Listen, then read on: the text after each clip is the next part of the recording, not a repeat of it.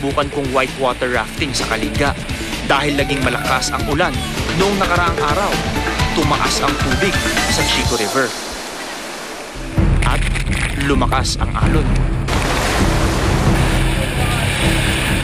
Maya-maya, nalaglag ang isa naming cameraman.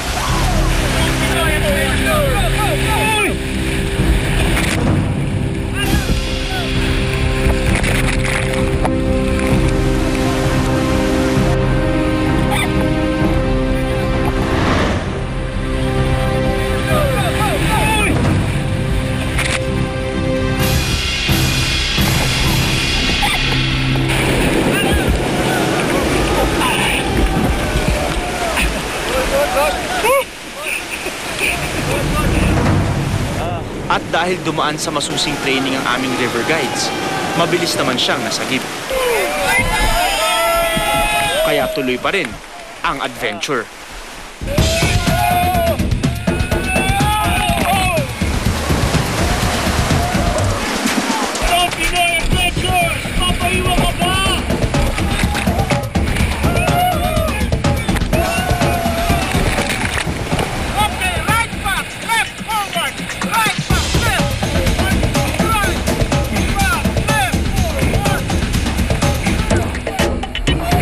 Pag nandun ka na, you have to give your best para maitawid nyo yung raft ninyo sa kahit na anong obstacle. Wow, ganda!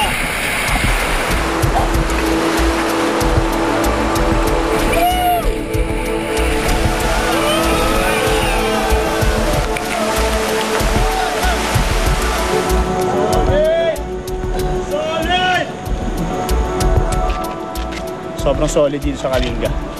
Yeah! Mga exciting na parts pag sobrang taas nung alon, tapos kailangan sabay-sabay kayo nagpapaddle.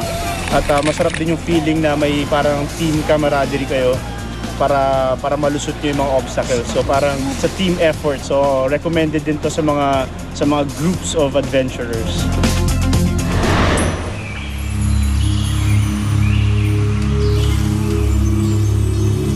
Kung gaano kaingay ang agos ng tubig sa Chico River, nakabibingi naman ang katahimikan dito sa Naning Village. 1920s nang itayo ng simbahang Katoliko ang Naning Village. Gawa sa hardwood gaya ng nara, giho at lawan ang mga bahay dito. Nang isabatas ang log ban o ang pagbabawal sa pagputol sa ilang uri ng punong kahoy, hindi na muling makakatayo ng anumang istruktura gamit ang mga ito.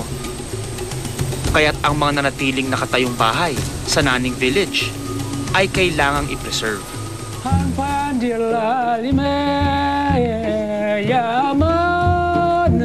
Nandito tayo ngayon sa Naning Sub-Tribe, isang heritage village na dineklara ng kanilang local government. Kaya raw ito idineklarang heritage village para ma-preserve ang lumang architecture ng mga bahay dito. Kita nyo naman, ganda-ganda dito, di ba?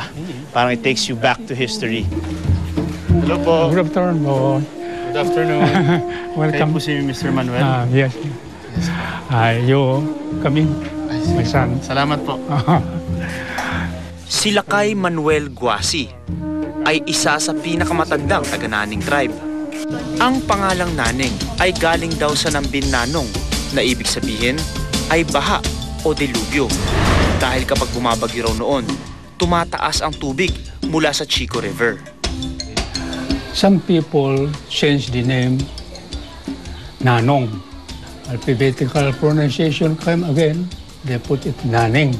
Naning has a different meaning. Naning-ning means knowing nothing. Ning-ning. No, not. But Nanong means everything is on its place. Tulad ng ibang tribo, dinadaan sa kanta ng mga taga-Kalinga ang kahit anong gusto nilang ipahayag. Naae karay layad tayo muwae mangilat umoy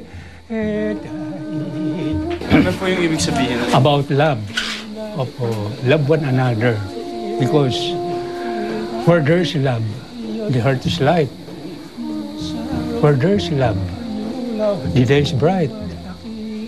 Where there's love, there's a song, like what I song, that helps when things are getting wrong.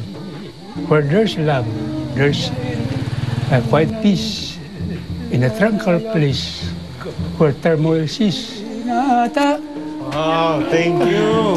Thank you. Thank you. Thank you. Very beautiful message.